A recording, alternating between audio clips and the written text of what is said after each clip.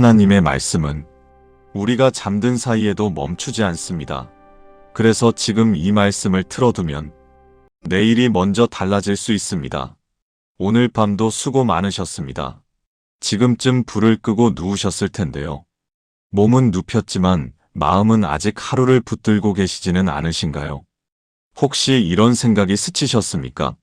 내일도 똑같겠지. 하지만 오늘은 다를 수 있습니다. 아무것도 하지 않으셔도 됩니다. 해결하려 애쓰지 않으셔도 됩니다. 정리하려 애쓰지 않으셔도 됩니다. 그냥 이 말씀을 틀어두고 숨을 천천히 내쉬십시오.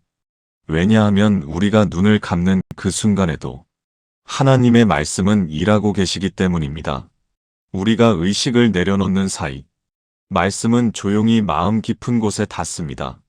요한복음은 이렇게 시작합니다. 태초에 말씀이 계시니라. 요한복음 1장 1절 말씀입니다. 시간이 시작되기 전부터 말씀이 먼저 계셨습니다. 그 말씀이 지금 이 밤 여러분의 방 안에 머물고 있습니다. 내일 아침 눈을 뜨기 전에 이미 여러분의 마음이 조금 달라져 있을 것입니다. 현실은 그대로일 수 있습니다. 그러나 마음이 먼저 가벼워집니다. 마음이 달라지면 시선이 달라지고 선택이 달라지고 결국 삶의 방향이 달라집니다. 그래서 오늘 밤 요한복음을 틀어두는 것입니다. 굳이 이해하려 애쓰지 않으셔도 됩니다. 기억하려 애쓰지 않으셔도 됩니다. 그냥 들으십시오. 말씀은 스스로 일하십니다. 이제 천천히 요한복음 안에 담긴 말씀을 함께 들어보겠습니다. 첫 번째, 잠든 사이에도 먼저 일하시는 말씀. 혹시 이런 경험이 있으신가요? 밤에 잠들기 전까지 풀리지 않던 고민이 아침에 눈을 뜨고 나서는 어느새 마음이 정리되어 있던 경험. 분명히 잠을 잔 것뿐인데 어딘가에서 답이 와 있는 것 같은 그 경험 말입니다. 그런 경험 있으신가요? 심리학에서는 그것을 수면 중 뇌의 정보 처리 과정이라고 설명합니다. 하지만 성경은 그것을 훨씬 더 깊은 차원에서 이야기하고 있습니다. 하나님의 말씀이 우리의 잠자는 시간을 일하는 시간으로 바꿔주신다는 것입니다. 요한복음 1장 1절부터 3절을 보겠습니다. 태초에 말씀이 계시니라. 이 말씀이 하나님과 함께 계셨으니 이 말씀은 곧 하나님이시니라. 그가 태초에 하나님과 함께 계셨고 만물이 그로 말미암아 지은 바 되었으니 지은 것이 하나도 그가 없이는 된 것이 없느니라. 이 구절에서 요한은 말씀을 단순한 언어로 소개하지 않습니다.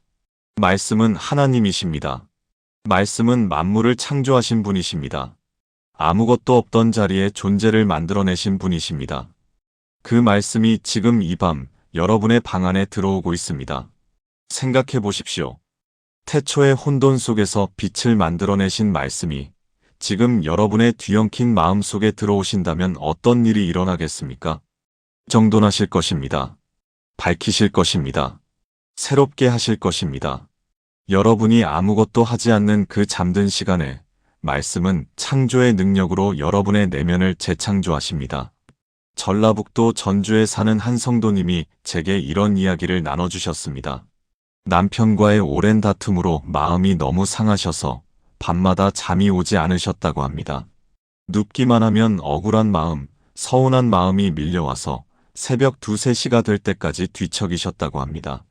그런데 어느 날 딸이 핸드폰에 요한복음 낭독을 틀어드렸습니다.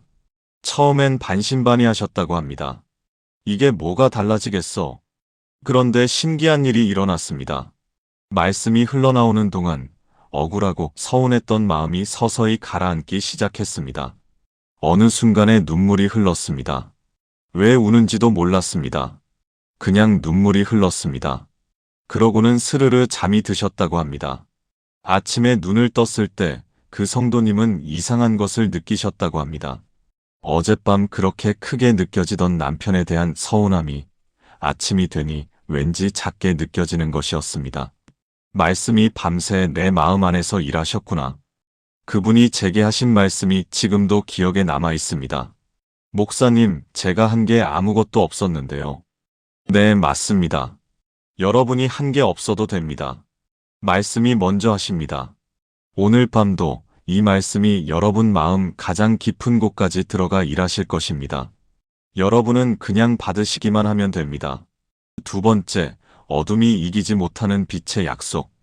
지금 이 시간, 밖은 어둡습니다. 밤은 언제나 어둡습니다. 그런데 이상하지 않으신가요? 낮에는 그냥 지나쳤던 걱정들이 밤이 되면 왜 그렇게 더 크게 느껴지는 걸까요? 낮에는 괜찮았는데 밤이 되면 왜 외로움이 더 깊어지는 걸까요? 낮에는 버틸 수 있었는데 밤이 되면 왜 눈물이 먼저 나는 걸까요? 그런 밤이 있지요. 요한복음은 바로 이 밤을 위해 이렇게 선포합니다. 빛이 어둠에 빛이 돼 어둠이 깨닫지 못하더라. 개역개정 성경의 나눠주를 보면 이 구절은 이렇게도 번역될 수 있습니다. 어둠이 빛을 이기지 못하더라. 어둠이 빛을 이기지 못합니다. 지금 이 밤의 어둠이 여러분 마음속의 빛을 이기지 못합니다.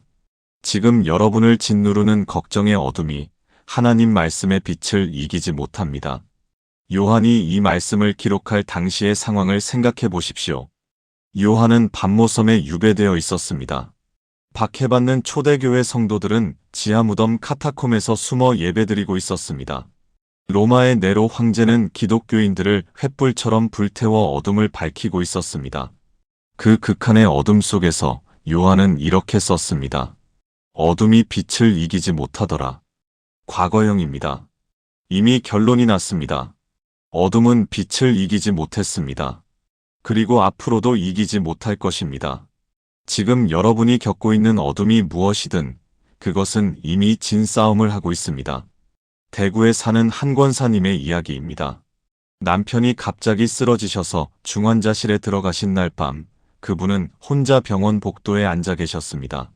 자녀들은 달려오고 있었지만 아직 도착하지 않았고 병원 복도는 차갑고 낯설었습니다. 그때 핸드폰을 꺼내 아무 말씀이나 틀어놓으셨다고 합니다. 흘러나온 것이 요한복음 1장이었습니다. 빛이 어둠에 빛이 돼 어둠이 이기지 못하더라. 그 말씀이 흘러나오는 순간 그분은 그 차가운 병원 복도에서 조용히 우셨다고 합니다. 그래, 이 어둠도 이기지 못하는 거야. 그 밤 남편분은 위기를 넘기셨습니다. 하지만 그분이 제게 하신 말씀이 인상 깊었습니다. 목사님, 남편이 살아난 것도 감사한데요. 그 병원 복도에서 제 마음에 먼저 빛이 들어왔어요. 결과가 나오기 전에 마음이 먼저 평안해졌어요. 그것이 말씀의 순서입니다. 결과가 바뀌기 전에 마음이 먼저 바뀝니다. 내일이 달라지기 전에 오늘 밤 이 순간이 먼저 달라집니다. 지금 이 말씀을 듣고 계신 여러분의 마음 안에 이미 빛이 들어오고 있습니다. 어둠은 그 빛을 이기지 못합니다. 세 번째, 길을 잃었다고 느낄 때 들려오는 음성. 때로는 어디로 가야 할지 모르겠을 때가 있습니다. 열심히 살아왔는데 문득 뒤돌아보면 내가 제대로 온 것인지 모르겠을 때가 있습니다. 자녀는 자녀대로 자기 길을 갔고 남편은 남편대로, 나는 나대로. 이 긴 인생을 걸어왔는데 정작 내가 어디에 있는지 모르겠을 때 그런 밤이 있지 않습니까? 요한복음 14장에서 도마가 바로 그 질문을 했습니다. 주여, 주께서 어디로 가시는지 우리가 알지 못하거늘 그 길을 어찌 알겠사옵나이까? 도마의 질문입니다. 우리는 길을 모릅니다. 이 질문에 예수님이 대답하셨습니다. 예수께서 이르시되 내가 곧 길이요 진리요 생명이니 나로 말미암지 않고는 아버지께로 올 자가 없느니라. 길을 모르겠다는 도마에게 예수님은 지도를 주지 않으셨습니다. 내비게이션을 주지 않으셨습니다. 방향을 가르쳐 주지 않으셨습니다. 대신 이렇게 말씀하셨습니다. 내가 길이다. 내가 길이라는 것은 무슨 뜻입니까? 내 옆에 있으면 된다는 것입니다. 내가 어디 있는지 몰라도 예수님 곁에 있으면 그것이 길 위에 있는 것이라는 뜻입니다. 방향을 몰라도 됩니다. 지도를 몰라도 됩니다. 그냥 예수님 곁에 있으면 됩니다. 오늘 밤 이 말씀을 틀어두는 것이 바로 그것입니다. 잠드는 시간에도 말씀 곁에 있는 것. 내가 의식이 없는 그 시간에도 말씀이 흐르고 있는 것. 그것이 길 위에 있는 것입니다.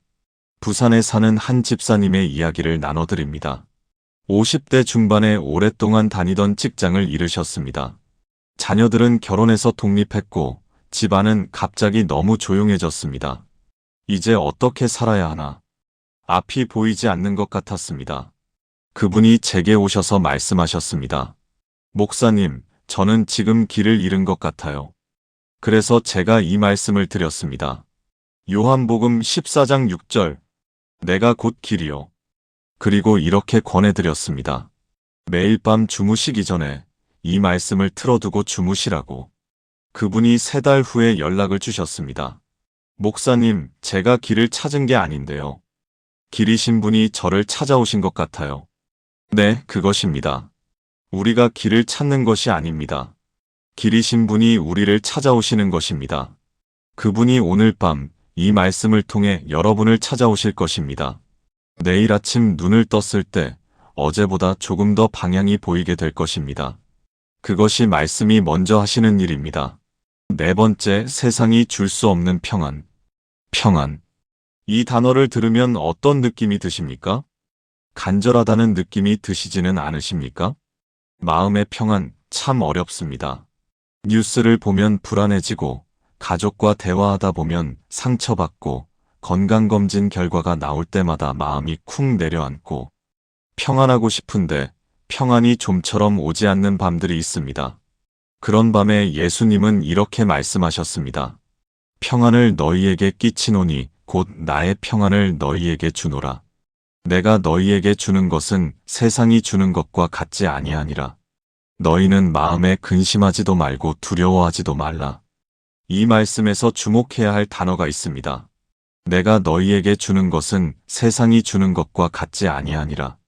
세상도 평안을 줄 수 있습니다. 돈이 많아지면 좀 평안해집니다. 건강이 좋아지면 좀 평안해집니다. 자녀가 잘 되면 좀 평안해집니다. 그런데 그 평안은 조건이 바뀌면 사라집니다. 돈이 줄어들면 불안해지고 건강이 나빠지면 두려워지고 자녀가 힘들어지면 다시 근심해집니다. 조건부 평안입니다. 그런데 예수님의 평안은 다릅니다. 조건이 바뀌어도 사라지지 않는 평안입니다. 상황이 변해도 흔들리지 않는 평안입니다. 왜냐하면 그 평안의 근원이 상황이 아니라 예수님 자신이시기 때문입니다. 이 말씀이 선포된 장소를 생각해 보십시오. 예수님이 이 말씀을 하신 것은 최후의 만찬 자리였습니다. 12제자 중 하나가 이미 배신하러 나간 후였습니다. 몇 시간 후면 예수님은 체포될 것이고 제자들은 뿔뿔이 흩어질 것이었습니다. 그 긴박한 상황 속에서 예수님은 두려워하지 말라고 하셨습니다. 상황이 좋아서가 아닙니다. 상황이 더 나빠질 것을 아시면서도 말씀하셨습니다. 나의 평안을 너희에게 준다. 그 평안이 지금 이 밤, 이 말씀을 통해 여러분에게 흘러들어오고 있습니다. 경상북도 안동에 사는 한 권사님의 이야기입니다. 몇 년 전 유방암 판정을 받으셨습니다. 수술을 앞둔 전날 밤 도저히 잠이 오지 않으셨다고 합니다. 두려움과 걱정이 밀물처럼 밀려왔습니다. 그때 핸드폰으로 요한복음 14장을 틀어놓으셨습니다. 평안을 너희에게 끼치노니 곧 나의 평안을 너희에게 주노라. 이 말씀이 흘러나오는 순간 그분은 이상한 경험을 하셨다고 합니다. 두려움이 완전히 사라진 것은 아니었습니다. 걱정이 없어진 것도 아니었습니다. 그런데 그 두려움 아래에 다른 무언가가 생겨나기 시작했습니다. 설명하기 어렵지만 단단하고 따뜻한 무언가. 괜찮을 것 같은 느낌. 그 느낌과 함께 스르르 잠이 드셨다고 합니다. 그것이 세상이 줄 수 없는 예수님의 평안입니다. 상황이 바뀌어서 오는 것이 아닙니다. 말씀이 먼저 마음 안에 들어오면서 주어지는 평안입니다. 오늘 밤 그 평안이 여러분의 잠자리를 채울 것입니다. 5번째, 포도나무에 붙어 있기만 해도 됩니다. 우리는 자꾸 무언가를 해야 한다고 생각합니다. 더 열심히 기도해야 한다. 더 많이 말씀을 읽어야 한다. 더 성실하게 교회를 나가야 한다.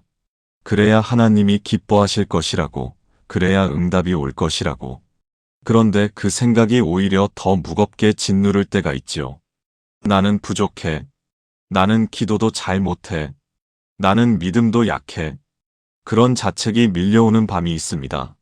그런 여러분에게 요한복음 15장은 이렇게 말씀합니다. 내 안에 거하라. 나도 너희 안에 거하리라. 가지가 포도나무에 붙어 있지 아니하면 스스로 열매를 맺을 수 없음같이 너희도 내 안에 있지 아니하면 그러하리라. 가지가 해야 할 일이 무엇입니까? 열매를 맺어야 합니까? 아닙니다. 가지가 해야 할 일은 단 하나입니다. 붙어 있는 것. 포도나무에 붙어 있기만 하면 열매는 저절로 맺힙니다. 가지가 스스로 열매를 만들어내는 것이 아닙니다.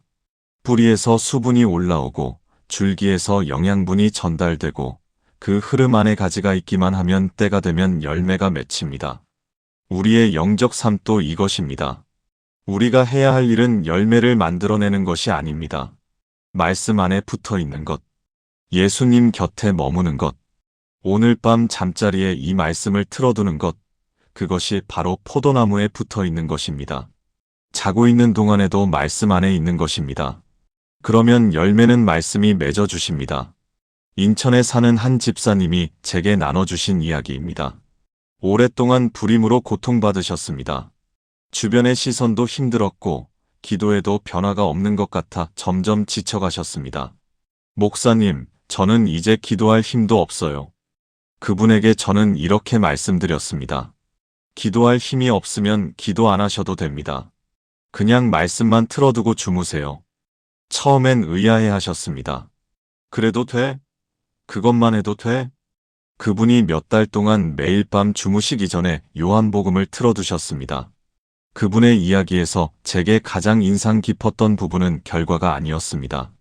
처음으로 기도가 의무감이 아닌 쉬는 시간처럼 느껴졌어요. 말씀 듣다가 잠드니까 자는 것도 하나님 안에 있는 것 같았어요. 그것입니다. 붙어 있기만 하면 됩니다. 자는 시간도 쉬는 시간도 아무것도 못하는 시간도 말씀 안에 있으면 그 모든 시간이 포도나무에 붙어 있는 시간입니다. 오늘 밤도 여러분은 이미 포도나무에 붙어 계십니다.